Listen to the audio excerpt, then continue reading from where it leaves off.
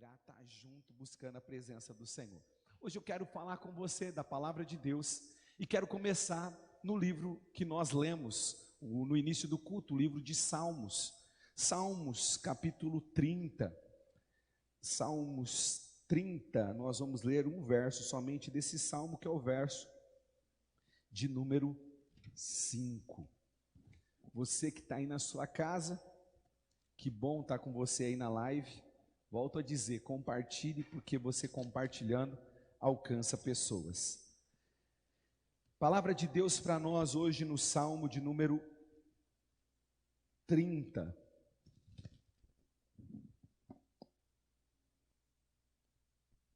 Salmo de número 30 é o texto que nos inspira. Diz assim o verso de número 5. Pois a sua ira só dura um instante, mas o seu favor dura uma vida toda. O choro, ele pode persistir uma noite, mas de manhã irrompe a alegria. O choro pode persistir uma noite, mas a alegria, ela vem pela manhã. Palavra de Deus para o povo de Deus. Quem crê, dá um amém mesmo de máscara. Amém. Queridos, há uma noite de choro, há uma noite de angústia, há uma noite de agonia, há uma noite, como o salmista relatou, uma noite que nós passamos por tremenda angústia. Talvez eu e você já vivemos uma noite dessa. A noite que esperamos por uma resposta. A noite que esperamos por um milagre, por uma cura, por um abraço, por um carinho. Noites que nós derramamos as nossas lágrimas. E minha voz está gasta assim porque eu preguei agora há pouco no culto das 6. Noite aonde eu e você, sabe, pranteamos diante do Senhor, clamamos a presença do Senhor. Noites que vão passar, mas noites que são reais, e que eu e você não vamos enfrentar nenhuma nem duas, muitas vezes, muitas noites como essa. O que me alegra quando eu leio esse salmo, é saber que essa noite passa. É saber que a palavra que é verdade, a palavra que é algo que se cumpre na minha e na sua vida, ela diz que a noite de choro acontece, mas ela termina. Por isso nessa noite eu posso falar para você, a noite vai passar. A noite passa. E na história do povo de Deus, nós podemos identificar muitas noites, muitos momentos de angústia, muitos momentos de aflição, muitos momentos, Carlos, aonde o povo chorava, clamava. Márcia, chorava, derramava lágrimas, Marta. O povo derramava lágrimas diante de Deus e clamava um grito de socorro. Sabe, se nós olharmos para a palavra de Deus, que registra a história do povo de Deus, nós vamos encontrar noites de aflições, mas vamos encontrar uma noite passageira. Isso que me alegra. Porque hoje eu quero falar de uma dessas noites que o povo de Deus viveu. Eu e você sabemos que a palavra de Deus registra a história do povo de Deus. E o fundamento desse povo está na promessa, num sonho que o próprio Deus gerou, um sonho que foi trilhado por esse povo, mas um sonho que era de Deus. Sabe, esse povo tem origem em Abraão, o qual tem a incumbência de gerar uma nação a partir da fé. Abraão não tinha circunstâncias favoráveis. Abraão não tinha um físico favorável. Mas um dia, Janique, Dora, Deus olhou para Abraão e falou: Abraão, de ti eu farei o meu povo. É em ti que eu vou gerar um povo consagrado, um povo meu.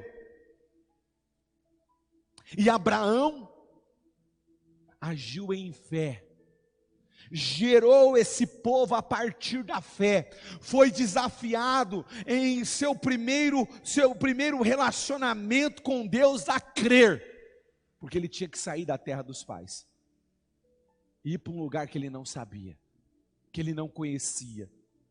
Fé.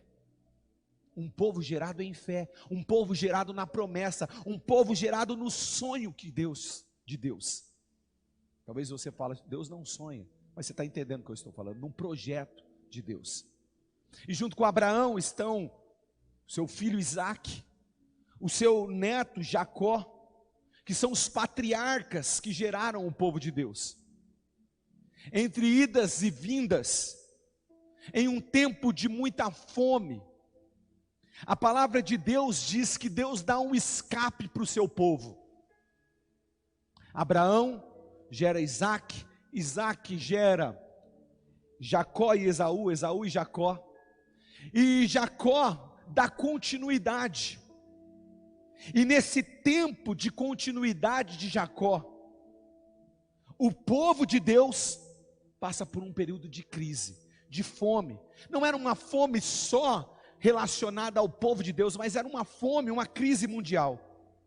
E Deus dá o escape para o seu povo, conduzindo o povo para o Egito, aonde inclusive um dos bisnetos de Abraão era o governante José. Deus dá um escape, Deus dá um socorro no meio daquela crise. Deus traz uma provisão em decorrência da fome que a terra, que o mundo estava vivendo. Mas aquela terra do Egito, que foi o escape do povo de Deus, também se tornou uma moradia fixa. Porque Jacó e toda a sua casa mudam-se para o Egito. Vale a pena lembrar que a promessa, que era o fundamento desse povo, estava presente ainda no coração, talvez não da totalidade do povo, mas por exemplo José, que antes de morrer ele faz um pedido.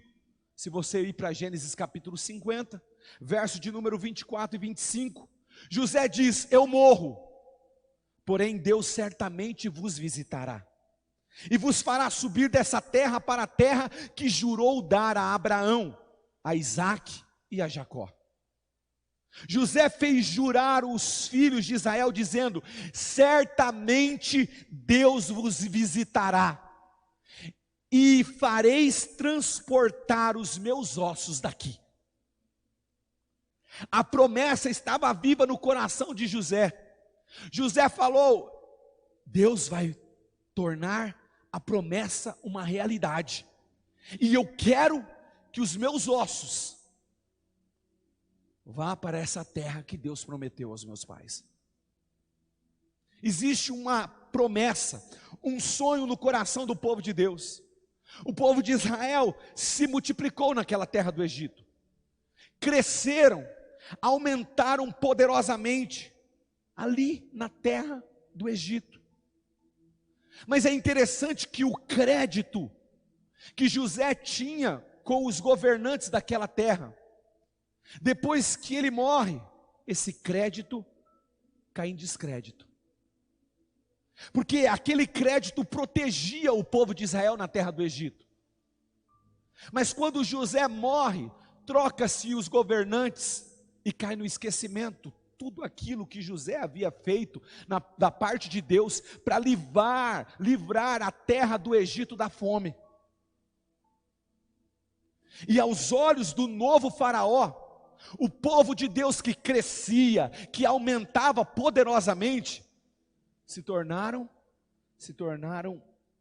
uma ameaça aos olhos do faraó. E por isso esse faraó fez desse povo escravos. Aí eu te pergunto, como alcançar a promessa? Como realizar o sonho da terra se hoje eu não posso ir? Se hoje eu estou preso, Eles estavam presos, impedidos de ir. O medo tirou até a capacidade do povo, Gênima, de enxergar a sua própria força. O povo não esperançava mais a promessa. Nailson, a terra que era para o povo de Deus um escape da morte que a fome e a seca causou no mundo nos tempos de Jacó, agora se tornou uma ameaça, um cativeiro. O povo se acomodou a ponto de aceitar serem subjugados, serem escravizados, serem aprisionados. E aí eu pergunto, como se realiza sonhos, se eu não posso ir? Como se concretiza promessas, se o medo me faz perder a capacidade de reação, frente ao aprisionamento, frente ao cativeiro? Se o medo tampa os meus olhos, eu não consigo enxergar a minha própria força, a minha própria capacidade, quanto mais a força do meu Deus. O medo, ele nos faz aceitar condições que contrapõem a promessa de Deus. Você pode ser feliz, mas o medo te impede de ser feliz. O povo de Deus, o povo da promessa, agora sem esperança, carregavam fardos pesados, amargos de servidão. Esse é o povo de Deus. A terra de escape da morte pela seca, pela fome, se tornou uma agonia para o povo. Aqueles que fugiam da morte em tempos de crise, agora se encontram com a morte em tempos de escravidão.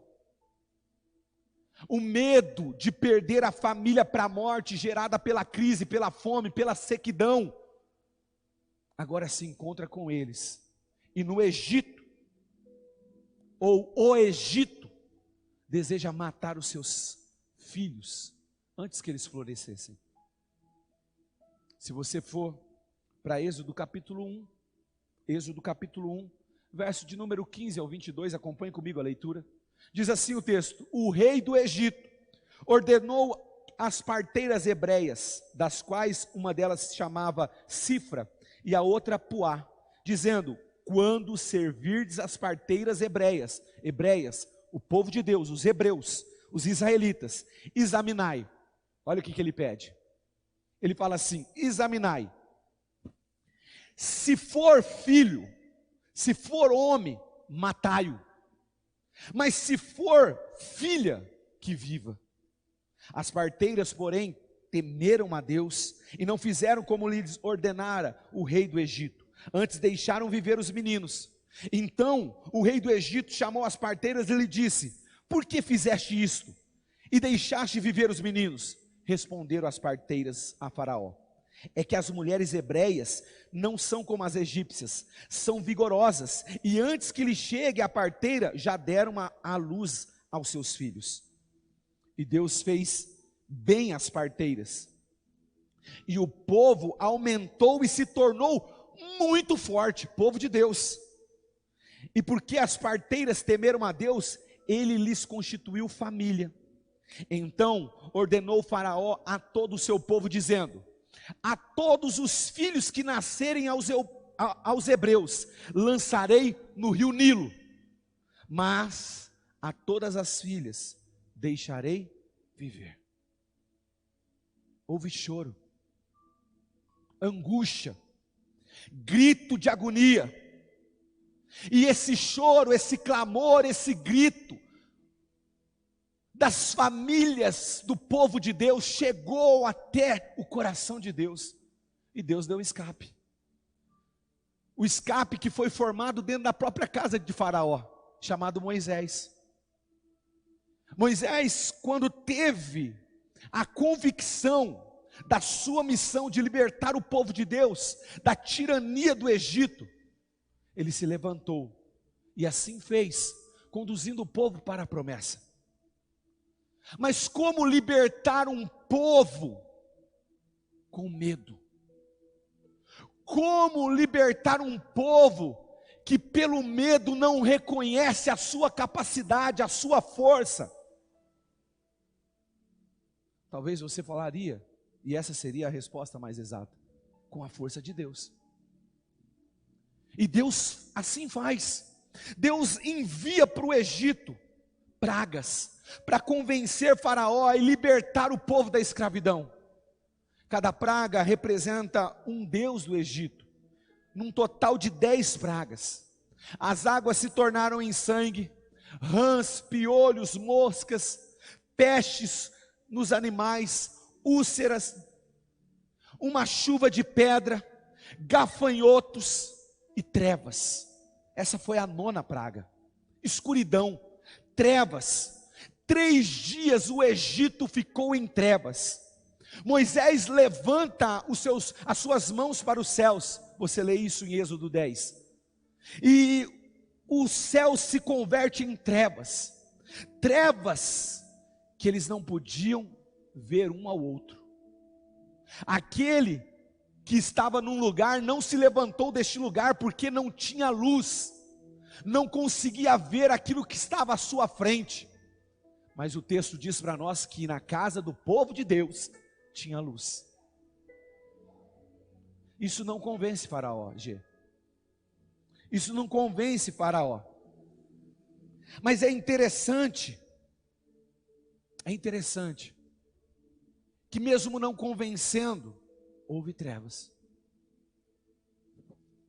E aí Deus manda a última treva, ou melhor, a última praga, que é a morte dos primogênitos.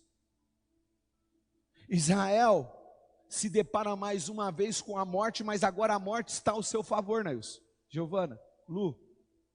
Êxodo 11, o verso de número 4 ao 7 diz assim: Moisés disse: assim diz o Senhor, acerca da meia-noite passarei pelo meio do Egito, e todo primogênito da terra do Egito morrerá, desde o primogênito do faraó, que se assenta no seu trono, até o primogênito da serva, que está junto ao morro, e todo primogênito dos animais. Haverá grande clamor em toda a terra do Egito, o qual nunca houve e nem haverá.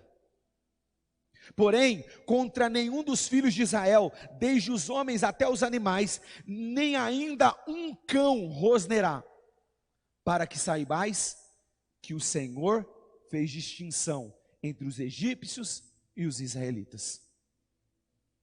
Eu não sei se você consegue imaginar como foi essa noite para a nação de Israel. Uma mistura de medo e fé. Fé porque eles precisavam crer que Deus estava no controle. E a gente tem uma dificuldade, Fernanda, Vanessa, Lourdes, Rodrigo, a gente tem uma dificuldade de entregar o controle para Deus, de aceitar que o controle está nas mãos de Deus, porque a gente é muito circunstancial. Então se a circunstância não é favorável, como que eu creio que Deus está no controle? A gente tem um lapso de memória, que Deus está acima das circunstâncias, Ellen. Bruna, que Deus está além daquilo que está diante dos meus olhos.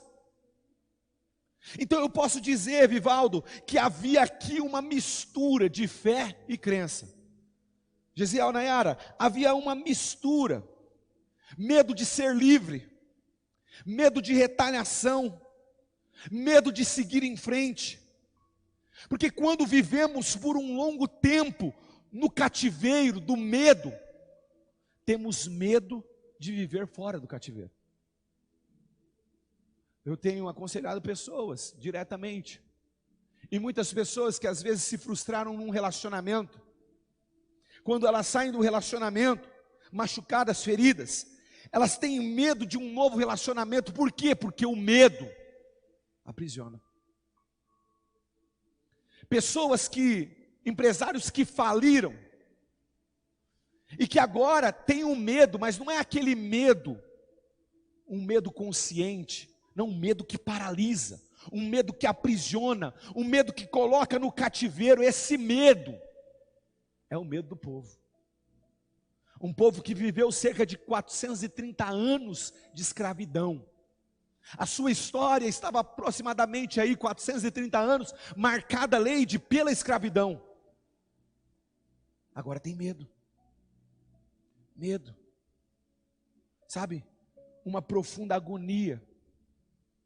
Um enfrentamento direto, diariamente com a morte. Estavam lá vivendo escravidão.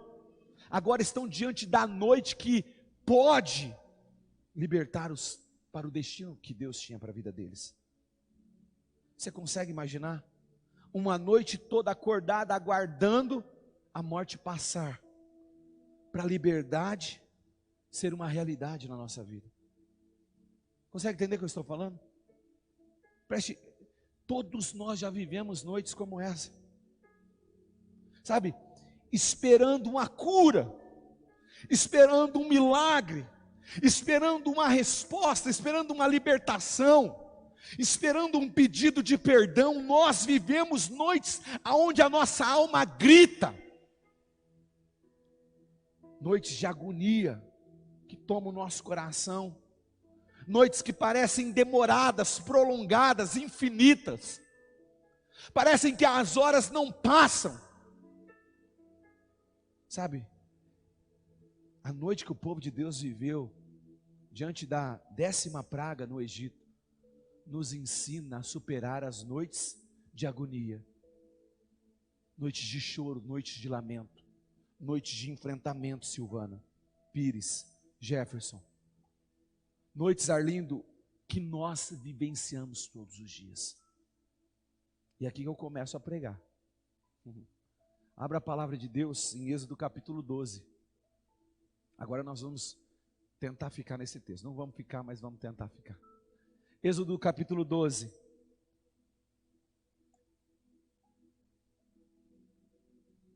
Relata as orientações que Deus deu ao seu povo nessa noite que vai passar. As orientações que Deus tem.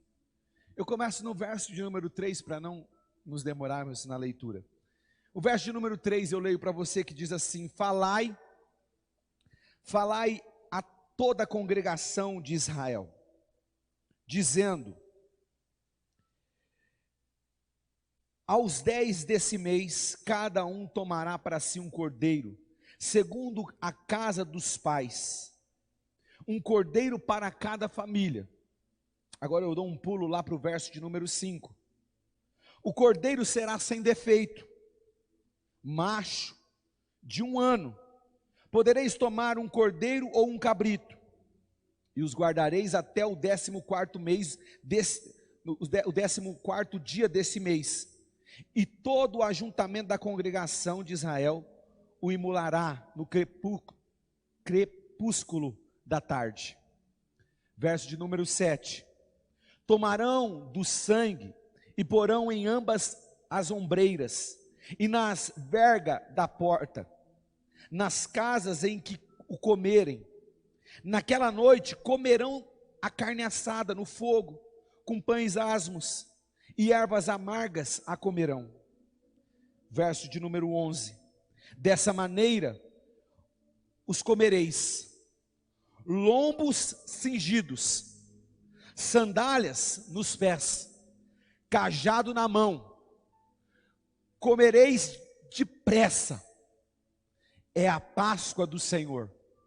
Porque naquela noite passarei pela terra do Egito e ferirei na terra do Egito todos os primogênitos, desde os homens até os animais. Executarei o juízo sobre todos os deuses do Egito. Eu sou o Senhor. O sangue vos será por sinal nas casas em que estiverdes. Quando eu vir o sangue, passarei por vós, e não haverá entre vós praga destruidora. Quando eu ferir a terra do Egito, este dia vos será por memorial, e celebrareis com solenidade ao Senhor. Nas vossas gerações o celebrareis por estatuto perpétuo. Palavra de Deus para o povo de Deus. Pastor, como que eu enfrento noites de agonia? Como que eu enfrento, Fabiana, noites de muita angústia? José Roberto, Ana, como que eu enfrento noites aonde a morte passa? Como superar isso? Primeiro, viva o sacrifício do Cordeiro. Eu e você precisamos viver o sacrifício do Cordeiro. O que é isso, pastor? O senhor está falando para eu sacrificar literalmente um cordeiro? Não. Sabe por que você não precisa sacrificar um cordeiro hoje? Porque em Hebreus capítulo 10, verso número 10 diz: pelo cumprimento dessa vontade, fomos santificados, por meio do sacrifício do corpo de Jesus Cristo, oferecido uma vez por todas. Consegue entender? Você não precisa mais matar animais como a lei exigia. E esses animais que morreram na lei eram anúncios proféticos de um sacrifício definitivo, de um descendente legítimo de Deus, que tiraria o pecado do povo e pagaria o preço dos pecados do povo. Jesus. Eu e você não precisamos mais sacrificar animais, porque Jesus se entregou por nós na cruz. Mas o apóstolo Paulo nos ensina a sacrificar. Quando ele diz em Romanos capítulo 12, verso de número 1, ele diz assim: portanto, irmãos, rogo-vos pelas misericórdias de Deus, que se ofereçam em sacrifício vivo, santo e agradável a Deus. O que é isso, pastor? Se não é para matar animal, então eu vou me sacrificar. Paulo ajuda. Paulo fala: e esse sacrifício é o vosso culto racional. Sabe quando você busca a presença do Senhor? Sabe o fato de você estar agora parando tudo na sua vida para cultuar ao Senhor? Esse é o teu sacrifício. Quando você decide adorar, reconhecer, louvar o nome daquele que morreu por você na cruz, você está sacrificando.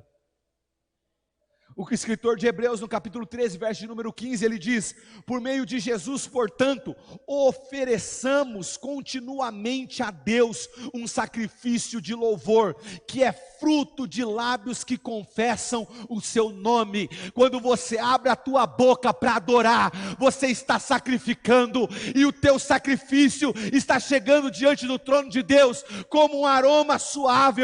Por quê? Porque esse sacrifício está fundamentado no sacrifício do Cordeiro. Ele morreu por mim, por você, Jesus de Nazaré.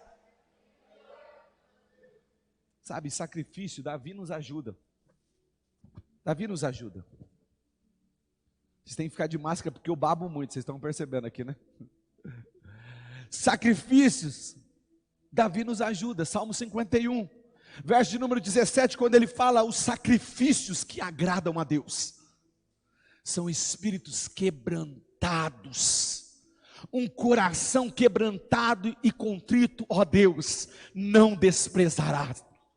Ei, querido, mesmo na agonia da noite, mesmo no pranto da noite, mesmo quando as lágrimas estão rolando no seu rosto, ali você está sacrificando a Deus, ali você está falando: eu vivo o sacrifício do Cordeiro na cruz do Calvário. Eita Deus, diz que o segundo culto é mais quente, pega aí. Sabe, querido, o apóstolo Pedro também nos ajuda com o sacrifício, quando ele diz em 1 Pedro capítulo 2, verso de número 5, vocês também estão sendo utilizados como pedras vivas, na edificação de uma casa espiritual, para serem sacerdócio santo, oferecendo sacrifícios espirituais aceitáveis a Deus, por meio de Jesus Cristo. O seu louvor passa pelo sangue, o seu louvor passa pelo sacrifício de Jesus. Se eu quero vencer, superar noites de choro, lamento, eu preciso viver o Cordeiro. Mas o texto continua nos ensinando, Tude, continua nos ensinando, Ivana, continua nos ensinando, Marilda. Miriam, que está fazendo aniversário hoje junto com a Amanda, continua nos ensinando. Por quê? Porque o texto não fala só do sacrifício, mas fala do sangue. Porque no verso de número 7 e 8 que lemos de Êxodo capítulo 12, diz que tomarão o sangue e vão passar esse sangue nas portas, nos umbrais da casa, como sinal, como marca do povo de Deus. Então, se eu quero passar por noites aonde a agonia tenta tomar o meu coração, a angústia tenta roubar a minha fé, preste bem atenção, querido, eu necessito ter o sangue do Cordeiro sobre a minha vida. Talvez você esteja se perguntando, pastor, eu vou ter que pegar literalmente o sangue e passar por mim? Ei, não. Será que eu vou ter que pegar o óleo e me dar um banho de óleo? Não, não estou falando isso. Eu estou falando que o sangue, aqueles que vivem, que têm o sangue, vivem uma vida, por exemplo, de confissão. O apóstolo João nos ajuda nisso. Em 1 João capítulo de número 1, verso de número 7 e 9, diz assim: se porém andarmos na luz, como Ele está na luz, mantemos comunhão uns com os outros, e o sangue de Jesus, o seu Filho, nos purifica de todo pecado. Verso número 9 diz: se confessarmos os nossos pecados, Ele é fiel e justo para nos perdoar os pecados e nos purificar de toda injustiça. Ou seja, João pelo menos dá 3 ensinos para nós de quem vive com sangue. Quem vive no sangue anda na luz, é transparente, brilha a luz de Cristo. Quem vive no sangue tem comunhão um com o outro. Quem vive no sangue confessa pecado, se arrepende, vive uma vida de dependência de Deus, e o sangue do Cristo Jesus é derramado sobre ele, e ele é purificado. Não tem condenação, não tem julgo, não tem opressão, é marca, é sinal, é povo de Deus. Está aí, ó quem está passando, é povo de Deus, porque tem o sangue. Sangue fala de vida, uma vida de confissão de pecados, de um relacionamento transparente com Deus, uma vida, José Costa, de realidade com Deus, de verdade com Deus. O sangue de Jesus é a sua vida derramada para pagar o preço do meu e do seu pecado. O sangue de Jesus é a prova da sua morte e a garantia da nossa redenção. Ei, querido, o sangue de Jesus nos resgata do domínio do pecado, da morte e do diabo. O sangue de Jesus nos livra de condenação, de acusação maligna. O sangue de Jesus nos permite voltar à presença de Deus, ao seu propósito eterno. Nós nos tornamos libertos, livres pelo sangue de Jesus. Como viver essas noites? Como passar por essas noites de luta, de choro, de lamento, aonde a morte passa pelas nossas portas? Precisamos estar preparados para seguir em direção ao propósito de Deus. O texto deixa esse segredo para nós, porque o texto fala assim, olhe comigo aí, no verso de número 11 em diante: dessa maneira comereis, lombo cingido, se vista, sandália nos pés, cajado na mão, e come depressa. Preste bem atenção, o que o texto está falando para nós, o que Deus estava falando para o teu povo: se prepara, porque a libertação na sua vida chegou. Ei, se prepara, porque o milagre de Deus na sua vida chegou. Deus está falando: eu não quero pegar ninguém despreparado, então fique preparado, se vista como aquele que está livre, se vista, coloque o cajado, tenha sandálias nos pés, porque essa noite vai passar, e a alegria vai vir sobre a tua vida. O apóstolo Paulo nos ajuda nisso, Filipenses capítulo 3, verso número 12 ao 16, Paulo diz assim: não que eu tenha já recebido ou tenha já obtido a perfeição, mas eu prossigo para conquistar aquilo que também fui conquistado em Cristo Jesus. Irmãos, quanto a mim, não julgo haver alcançado mais uma coisa, eu faço, esquecendo-me das coisas que para trás ficam, avançando para aquelas que estão diante de mim. Eu prossigo para o alvo, para o prêmio da soberana vocação de Deus em Cristo Jesus. Todos, pois, que somos perfeitos, tenhamos este sentimento. E se porventura pensais de outro modo, também isso Deus vos esclarecerá. Todavia, andemos de acordo com aquilo que já alcançamos. Se Deus está falando, vocês precisam estar preparados, fique preparado, porque aquilo que Deus fala, você já alcançou. Não é uma realidade para frente, não, é para agora. Deus está falando hoje, Deus está trazendo libertação hoje, Deus está curando hoje, Deus está transformando casas hoje. Viva a altura da sua fé. Deus está ensinando o povo: estou te libertando de 430 anos aproximadamente de escravidão, então viva a altura da sua fé, se posicione, se vista como livres, esteja, preparado para ir em direção do propósito de Deus. Tem que estar preparado. Eu termino aqui. Esse texto nos ensina muito, porque ele finaliza falando de memorial.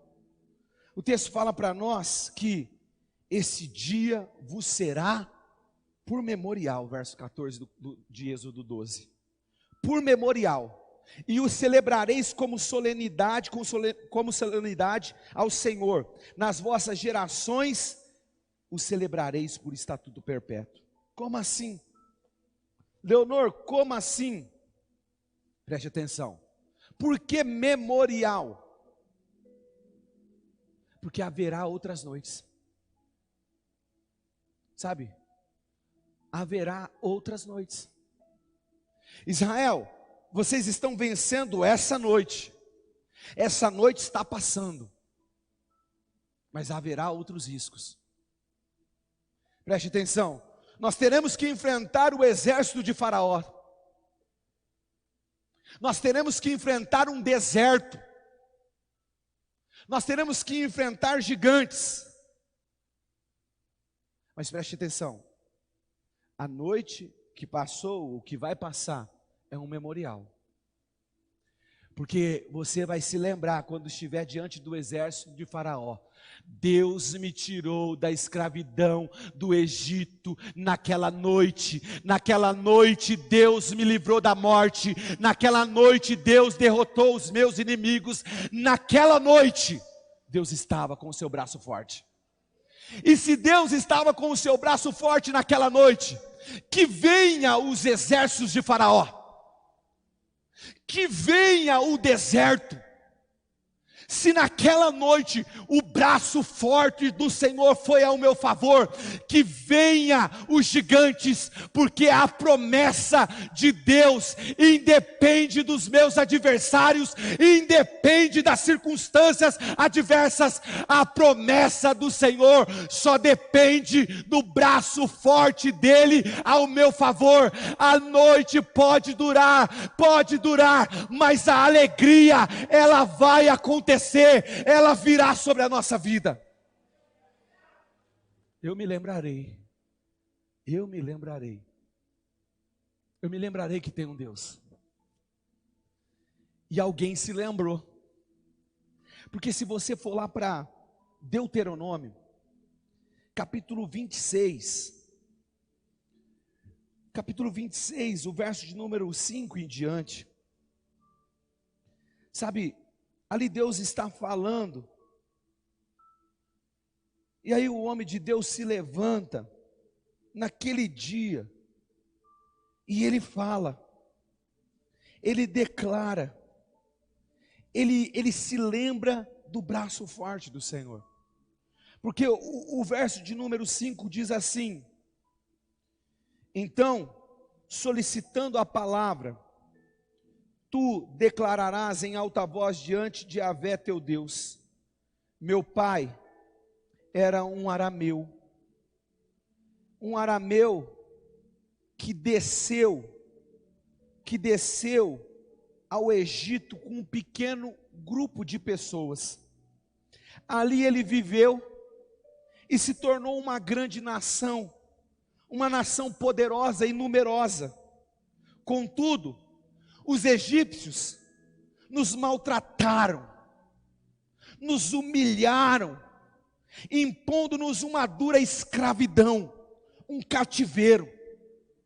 Gritamos então a Yahvé, Deus dos nossos pais. O Eterno ouviu a nossa voz, observou e viu a nossa miséria, o nosso sofrimento, a nossa contínua opressão.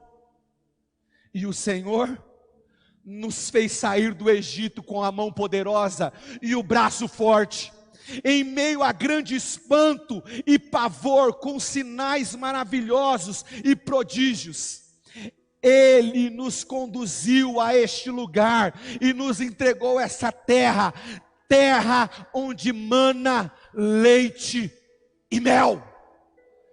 A noite vai passar, e que ela passe, mas que eu veja o braço forte do Senhor. Que venham as noites, que venham os desertos, que venha o Egito, mas que o braço forte do Senhor esteja comigo.